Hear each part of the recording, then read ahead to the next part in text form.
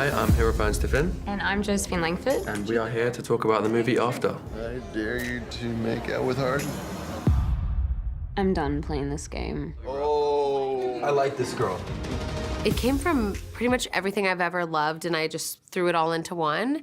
I was reading a lot of fan fiction on Wattpad about One Direction, so it felt natural to write that, but it was also inspired by things like 50 Shades, Vampire Diaries, Gossip Girl, Wuthering Heights, Pride and Prejudice. Like, I literally took all of my favorite things and kind of made a pot of them. The After fan fiction blog has become a worldwide literary phenomenon. 100 chapters, a million words. The story now adapted for the big screen. Thought that you just wanted to be friends. I don't think we can ever be just friends.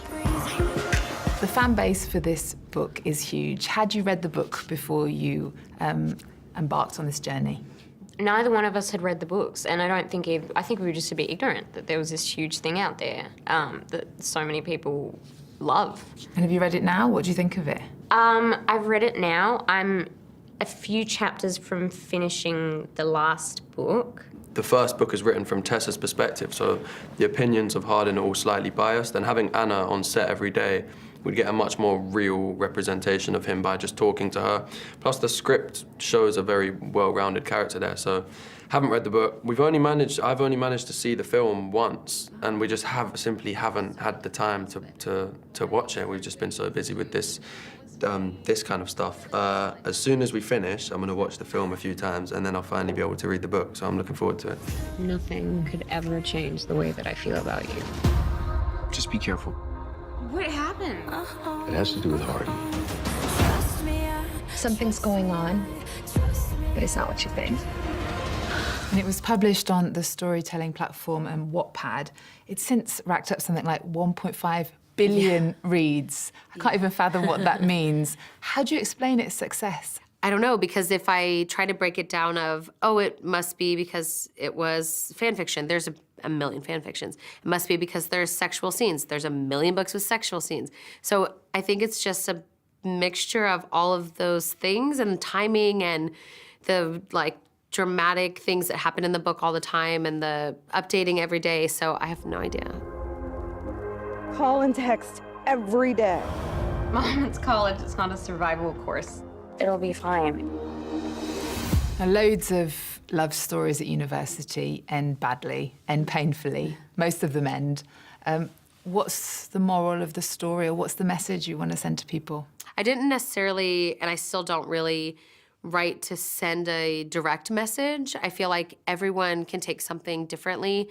If you're leaving home for the first time and you're, afraid to leave your parents' house, then you can see this as, it'll be fine. You can make new friends, you'll find yourself.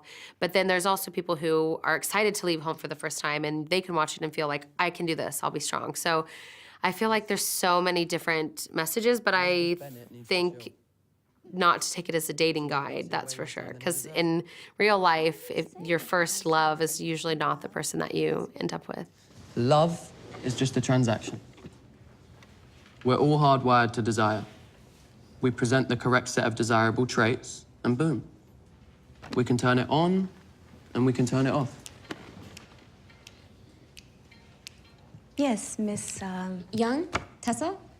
I think that it was the most revolutionary feminist novel that I've ever read. Female empowerment is a big theme these days. How is it reflected in the film, do you think? Well, she's empowered. She makes decisions about her sexuality according to her own comfort levels, and she doesn't let people pressure her to do things that she doesn't want to do or to not do things that she does want to do. There's a really fine line between things that are difficult in a relationship and saying that it's not empowering. Like if they, for example, when people say, Hardin and Tessa's relationship is toxic, that makes sense because their relationship is really messy. But when people say it's, male chauvinistic or Tessa's a weak woman, or these things are crazy to me because Tessa is such a strong character, and you see her go through the movie is literally from her point of view. It's about her empowering herself with sexuality, and we see her making choices that she is making. She's wanting to do these things, and she's feeling comfortable for the first time in her life. And what did you think of the final sex scenes in the film?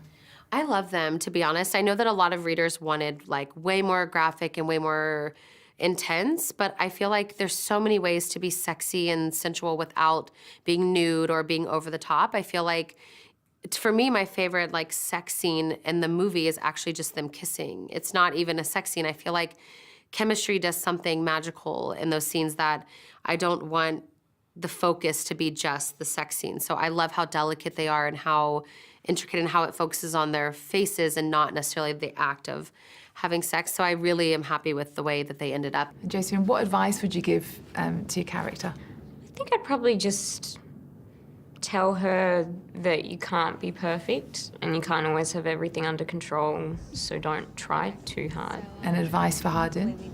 Thinking things through more and being honest. Truth or dare? Truth. Craziest place you've had sex? Pass. Why? It's an easy one. I wrote on Twitter actually yesterday that I was going to be interviewing you guys, and I was inundated with I can imagine, yeah. with fans who have questions for you, who have comments for you. Kay says, will there be another after book in the series?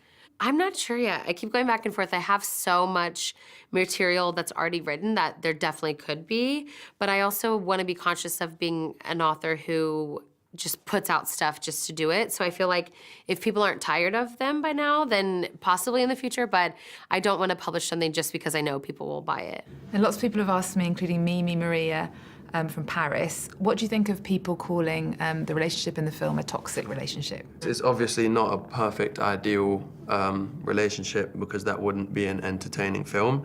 They're interesting characters with realistic flaws that they try and rectify. I don't think it's people, you know, actively, willingly, constantly doing malicious things. I think it's mistakes that, you know, are unfortunate, but there's always an attempt to resolve it. It's never, yeah, that's why I don't think toxic is the right word by any means. Beck says, you don't have tattoos in real life. Don't know how we know that, but presume that's the, I think I've the said it, case. I've said it. Okay, if you could keep any one of Hardin's tattoos, which one would you keep and That's why? such a good question. keep I kind of writing. like that snake one there. And then there's one, which one? I thought it would be the writing.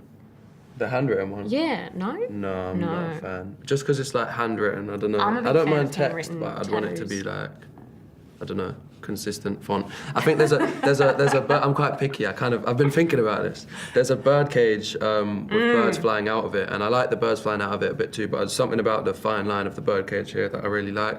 How many tattoos has he got in the film? I don't know number, but Let's count. 1, 2, sorry. 4, 5. But 12 sounds about right. Yeah. I think we'll have more in the next one if we can, hopefully. Oh. Did you keep any wardrobe or set piece from Tessa or Hardin? I accidentally took his ring home, which I still have, but I'll bring it back. We don't have a very similar sense of style. So no. This is a very popular question. 3 people suggested it, and it had hundreds of likes afterwards.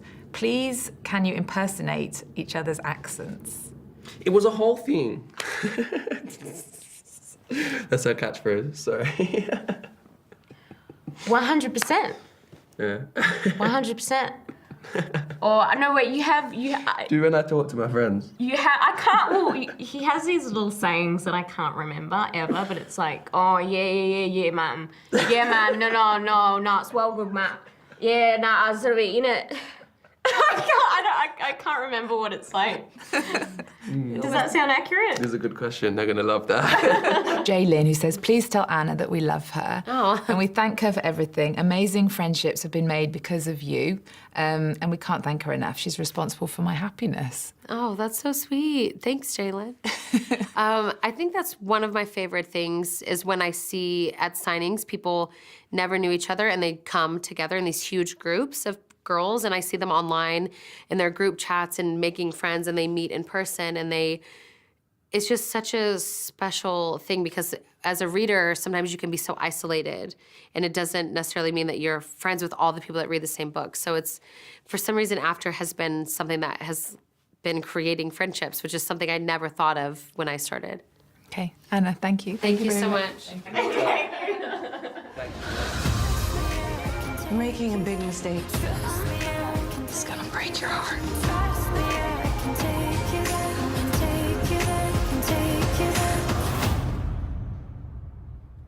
What are you dreaming about?